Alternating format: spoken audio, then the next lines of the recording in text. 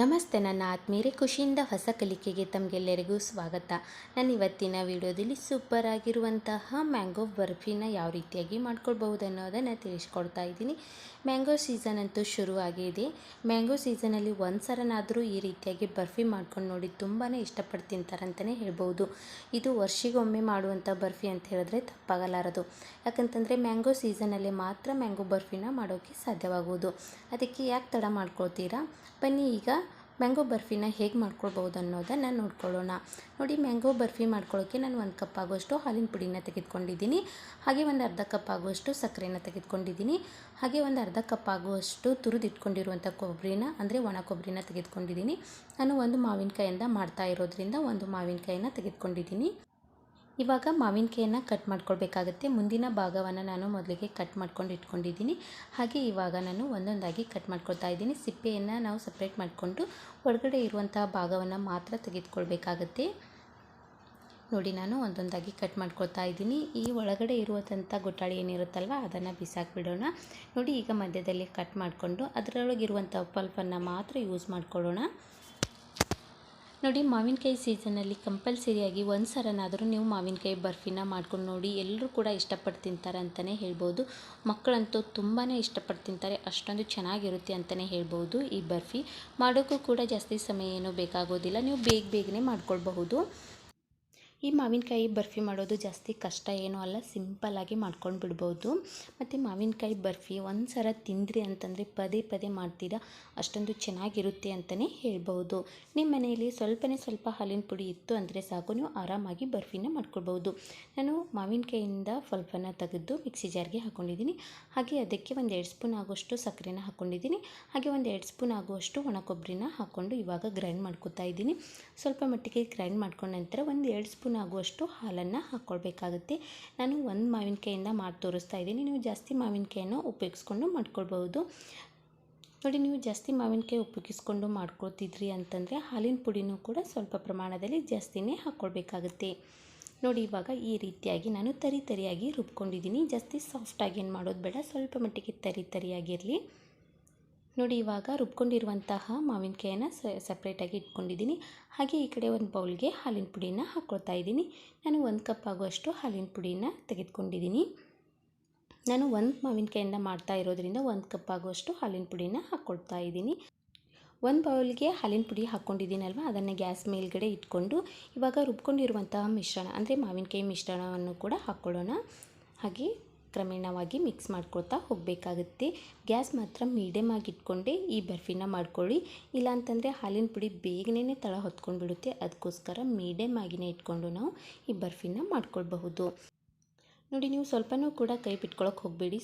ಸ್ವಲ್ಪ ಕೈ ಬಿಟ್ರಿ ಅಂತಂದರೆ ತಳ ಹೊತ್ಕೊಂಡು ಬಿಡುತ್ತೆ. ಅದಕ್ಕೋಸ್ಕರ ಕಂಟಿನ್ಯೂಯಸ್ ಆಗಿ ನೀವು ಮಿಕ್ಸ್ ಮಾಡ್ಕೊಳ್ತಾನೆ ಇರಬೇಕಾಗುತ್ತೆ. ಇವಾಗ ನಿಮಗೆ ಹಿಟ್ಟ ರೀತಿಯಾಗಿ ಕಾಣಿಸ್ತಾ ಇರ್ಬೋದು.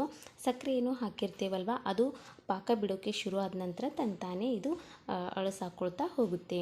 ನೋಡಿ, ಇವಾಗ ಮೊದಲಿಗಿಂತಲೂ ಯಾವ ರೀತಿಯಾಗಿ ಕಾಣಿಸ್ತಾ ಇದೆ ಅಂತ.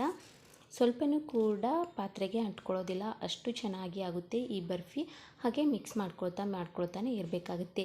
ಸಕ್ಕರೆ ಪಾಕ ಬಿಟ್ಟು ಅದು ಮತ್ತೆ ಗಟ್ಟಿ ಹಾಕ್ಕೊಳ್ತಾ ಹೋಗಬೇಕು. ಅಲ್ಲಿವರೆಗೆ ನಾವು ಈ ರೀತಿಯಾಗಿ ಮಿಕ್ಸ್ ಮಾಡ್ಕೊಳ್ತಾನೆ ಇರಬೇಕಾಗುತ್ತೆ. ಆನಂತರ ಇದಕ್ಕೆ ನಾನು ಮತ್ತೆ 1 ಸ್ಪೂನ್ ಆಗೋಷ್ಟು ಒಣ ಕೊಬ್ಬರಿನ ಹಾಕ್ಕೊಳ್ತಾ ಇದ್ದೀನಿ. ನಿಮ್ಮ ಮನೆಯಲ್ಲಿ ಹಸಿ ಕೊಬ್ಬರಿ ಇತ್ತಂದರೆ ಅದನ್ನು ಕೂಡ ತುರಿದು ಹಾಕ್ಕೊಳ್ಬಹುದು. ನಾನು ಒಣ ಕೊಬ್ಬರಿನ ಹಾಕ್ಕೊಳ್ತಾ ಇದ್ದೀನಿ. ಒಣ ಕೊಬ್ಬರಿ ಹಾಕಿದ ನಂತರ ಮತ್ತೆ ಚೆನ್ನಾಗಿ ಮಿಕ್ಸ್ ಮಾಡ್ಕೊಳ್ಬೇಕಾಗುತ್ತೆ. ಈ ಕೊಬ್ಬರಿ ಹಾಕೋ ಉದ್ದೇಶ ಏನಂತಂದರೆ ನಾವು ತಿಂತಾ ಇರ್ತೀವಲ್ವ, ಅದು ಬಾಯಿಗೆ ಸಿಗ್ತಾ ಇರುತ್ತೆ. ಆವಾಗ ಟೇಸ್ಟ್ ಮಾತ್ರ ಸೂಪರಾಗಿರುತ್ತೆ ಅಂತಲೇ ಹೇಳ್ಬೋದು. ಈ ಹಂತದಲ್ಲಿ ನೀವು ಡ್ರೈ ಫ್ರೂಟ್ಸ್ನೂ ಕೂಡ ಚೆನ್ನಾಗಿ ತರಿಯಾಗಿ ತುರ್ಕೊಂಡು ಅದನ್ನು ಕೂಡ ಹಾಕ್ಕೊಳ್ಬಹುದು. ನೋಡಿ, ಇವಾಗ ಪರ್ಫೆಕ್ಟಾಗಿ ಬರ್ಫಿಗೆ ರೆಡಿ ಆಗಿಬಿಡ್ತು. ಗ್ಯಾಸನ್ನು ಆಫ್ ಮಾಡಿಕೊಂಡು ತಣ್ಣಗಾಗಲು ಇಟ್ಕೊಳ್ತಾ ಇದ್ದೀನಿ. ಸ್ವಲ್ಪ ಮಟ್ಟಿಗೆ ತಣ್ಣಗಾದ ನಂತರ ಒಂದು ತಟ್ಟೆನ ತೆಗೆದುಕೊಂಡಿದ್ದೀನಿ. ಅದಕ್ಕೆ ತುಪ್ಪವನ್ನು ಸವರ್ಕೊಳ್ತಾ ಇದ್ದೀನಿ. ಎಣ್ಣೆ ಸವರ್ಕೊಳ್ಳೋಕೆ ಹೋಗಬೇಡಿ, ತುಪ್ಪನೇ ಸವರ್ಕೊಳ್ಳಿ. ನೋಡಿ, ಸ್ವಲ್ಪ ಮಟ್ಟಿಗೆ ತುಪ್ಪವನ್ನು ಸವರ್ಕೊಂಡಿದ್ದೀನಿ. ಆನಂತರ ಇವಾಗ ಮಾಡ್ಕೊಂಡಿರುವಂಥ ಬರ್ಫಿನ ತಟ್ಟೆಗೆ ಹಾಕ್ಕೊಳ್ತಾ ಇದ್ದೀನಿ. ನೋಡಿ, ನೀವು ಬರ್ಫಿ ಮಾಡಿ ಇಟ್ಕೊಂಡ ನಂತರ ಸ್ವಲ್ಪ ಮಟ್ಟಿಗೆ ತಣ್ಣಗಾದ ನಂತರ ನಾನು ಒಂದು ತಟ್ಟೆಗೆ ಹಾಕ್ಕೊಳ್ತಾ ಇದ್ದೀನಿ. ನೀವು ತಣ್ಣಗಾಗಲು ಇಟ್ಕೊಳ್ಳದೆ ಹಾಗೇನೂ ಕೂಡ ತಟ್ಟೆಗೆ ಹಾಕ್ಕೊಳ್ಬಹುದು. ನೋಡಿ, ಬರ್ಫಿನ ತಟ್ಟೆಗೆ ಹಾಕಿದ ನಂತರ ಕೈಯಿಂದ ಈ ರೀತಿಯಾಗಿ ತಟ್ಕೊಳ್ಳಿ. ನಮಗೆ ಬರ್ಫಿ ಮಾಡಿದಾಗ ತುಂಬಾ ಚೆನ್ನಾಗಿ ಶೈನಿಶ್ ಆಗಿ ಕಾಣಿಸುತ್ತೆ. ಅದಕ್ಕೋಸ್ಕರ ಈ ರೀತಿಯಾಗಿ ಕೈಯಿಂದ ತಟ್ಕೊಂಡು ಇಟ್ಕೊಂಡು ಬಿಡೋಣ. ಇದನ್ನು ನಾನು ಹಾಗೇ ಗಾಳಿಗೆ ಇಟ್ಕೊಳ್ತಾ ಇದ್ದೀನಿ, ಯಾಕಂತಂದರೆ ಇನ್ನೂ ಒಂದು ಸ್ವಲ್ಪ ಗಟ್ಟಿಯಾಗಬೇಕು. ಅದಕ್ಕೋಸ್ಕರ ಒಂದು 5 ನಿಮಿಷಗಳವರೆಗೆ ನಾನು ಹೊರಗಡೆ ಇರುವಂತಹ ಗಾಳಿಗೆ ಇಟ್ಕೊಂಡು ಇವಾಗ ಕಟ್ ಮಾಡ್ಕೊಳ್ತಾ ಇದ್ದೀನಿ. ತುಂಬಾ ಸೂಪರಾಗಿ ಬಂದಿತ್ತು ಬರ್ಫಿ, ತಿನ್ನೋದಕ್ಕೂ ಕೂಡ ಅಷ್ಟೇ ಚೆನ್ನಾಗಿತ್ತು ಅಂತಲೇ ಹೇಳ್ಬೋದು. ಈ ಮಾವಿನಕಾಯಿ ಬರ್ಫಿ ತಿನ್ನೋದಕ್ಕಂತೂ ಸೂಪರಾಗಿತ್ತು ಅಂತಲೇ ಹೇಳ್ಬೋದು. ಮಕ್ಕಳಂತೂ ತುಂಬಾ ಇಷ್ಟಪಟ್ಟು ತಿಂತಾಯಿದ್ರು, ಅಷ್ಟೊಂದು ಚೆನ್ನಾಗಾಗಿತ್ತು ಈ ಬರ್ಫಿ. ಹೊರಗಡೆಯಿಂದ ತಂದು ತಿನ್ನೋದಕ್ಕಿಂತ ಮನೆಯಲ್ಲಿರುವಂಥ ಸಾಮಗ್ರಿಗಳನ್ನು ಉಪಯೋಗಿಸ್ಕೊಂಡು ಮನೆಯಲ್ಲಿನೇ ಈ ರೀತಿಯಾಗಿರುವಂತಹ ಮ್ಯಾಂಗೋ ಬರ್ಫಿನ ಮಕ್ಕಳಿಗೆ ಮತ್ತು ದೊಡ್ಡೋರಿಗೆ ಮಾಡಿಕೊಟ್ಟು ನೋಡಿ ತುಂಬಾ ಇಷ್ಟಪಟ್ಟು ತಿಂತಾರೆ ಅಂತಲೇ ಹೇಳ್ಬೋದು. ಮತ್ತು ಪದೇ ಪದೇನೇ ಮಾಡಿ ಅಂತ ಹೇಳ್ತಾರೆ, ಅಷ್ಟೊಂದು ಚೆನ್ನಾಗಿರುತ್ತೆ. ಮಾವಿನಕಾಯಿ ಬರೋದಂತೂ ವರ್ಷಕ್ಕೊಮ್ಮೆ, ಆ ವರ್ಷದಲ್ಲಿ ಒಂದು ಸಲನಾದ್ರೂ ನೀವು ಈ ರೀತಿಯಾಗಿ ಬರ್ಫಿನ ಮಕ್ಕಳಿಗೆ ದೊಡ್ಡೋರಿಗೆ ಮಾಡಿಕೊಟ್ಟು ನೋಡಿ, ಮತ್ತು ಪದೇ ಪದೇ ಮಾಡ್ತೀರಾ ಅಂತಲೇ ಹೇಳ್ಬೋದು. ಅಷ್ಟೊಂದು ಚೆನ್ನಾಗಿರುತ್ತೆ.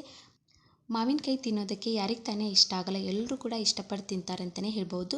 ಮಾವಿನಕಾಯಿ ಹಾಗೆ ತಿನ್ನೋದಕ್ಕಿಂತ ಈ ರೀತಿ ವೆರೈಟಿ ಆಗಿರುವಂತಹ ರೆಸಿಪಿಗಳನ್ನು ಮಾಡಿ ನೋಡಿ.